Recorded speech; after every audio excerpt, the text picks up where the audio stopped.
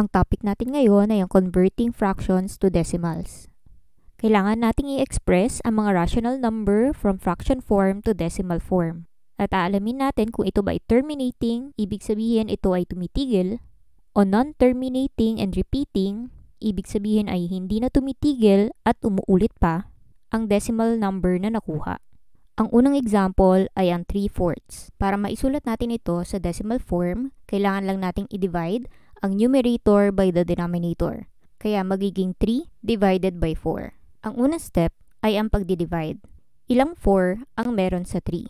Dahil kulang ang 3, para makabuo ng 4, ang kailangan natin ay magdadagdag tayo ng decimal point sa tabi ng 3 at maglalagay din tayo ng decimal point sa taas at siguraduhin dapat na ito ay kapantay. Add 0 and then proceed to division. 30 divided by 4, ibig sabihin ilang 4 ang meron sa 30. Dahil may 7 na 4 sa 30, 30 divided by 4 is 7. Then proceed to multiplication. So ang sagot natin kanina, which is 7, ay kailangan nating i-times sa 4. 7 times 4 is equal to 28. Pagkatapos ng multiplication, magpo-proceed naman tayo sa subtraction. 30 minus 28 is equal to 2. After mag-subtract, kailangan nating mag-bring down. Pero dahil wala pa tayong i-bring down, maglalagay ulit tayo ng 0 sa ating dividend. And then bring down 0. Pagkatapos mag-bring down, magpo-proceed ulit tayo sa division. 20 divided by 4 is 5. And then proceed to multiplication again. Ang sagot natin kanina na 5 ay ita-times sa 4. 5 times 4 is equal to 20. And then proceed to subtraction. 20 minus 20 is equal to 0. Dahil wala na tayong remainder, ang 0.75 na ang ating magiging answer. Para magkaroon ng whole number, idadagdag lang natin ang 0 sa tapat ni 3. Therefore, 3/4 is equal to 0.75 or 75 hundredths. Dahil nabibilang ang ating decimal digits, ito ay terminating decimal. Pangalawang example ay ang 7/3. I-divide pa rin ang numerator by the denominator. So ang 7 ang ating dividend at ang 3 ang ating divisor. Ang unang step ay ang division. Dahil may dalawang 3 sa 7, 7 divided by 3 is equal to 2. Then proceed to multiplication. 2 times 3 is equal to 6. Siguraduhin katapat ni 7 si 6. Then proceed to subtraction. 7 minus 6 is equal to 1. After ng subtraction, kailangan nating mag-bring down. Pero wala tayong ibababa, galing sa dividend, magdadagdag ulit tayo ng decimal point sa tabi ng 7 at ngayon naman ay sa katabi ng 2. Siguraduhin magkatapat ang decimal point na inilagay. Add 0 sa katabi ng 7 and then bring down 0. After mag-bring down, balik ulit tayo sa division. Dahil may tatlong 3 sa 10, 10 divided by 3 is equal to 3. Then proceed to multiplication. 3 times 3 is equal to 9. Then let's subtract. 10 minus 9 is equal to 1. After mag-minus, kailangan ulit natin mag-bring down. Dahil wala pa tayong i-bring down, maglalagay ulit tayo ng 0 sa katabi ng 0 na linagay natin kanina. And then bring down 0. Proceed again to division. 10 divided by 3 is again 3. Proceed to multiplication. 3 times 3 is equal to 9. Subtract. 10 minus 9 is equal to 1. Kung mapapansin natin, paulit-ulit na lang ang ating nagiging sagot.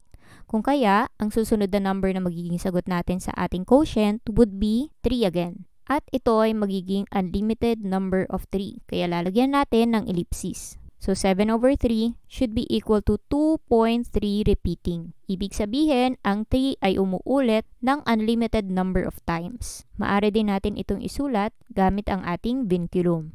So ilalagay lang natin ang 2.3 and then lalagyan natin ng bar sa taas ng 3.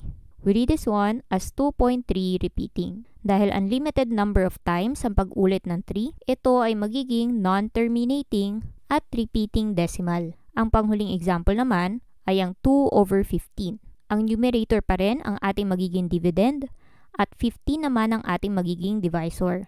So 2 divided by 15. Dahil hindi kasya ang 15 sa 2, dadagdagan natin ang decimal point sa katabi ng 2 at sa taas nito. Siguraduhin magkatapat ang mga decimal point. Add 0 sa katabi ng decimal point and then proceed to division.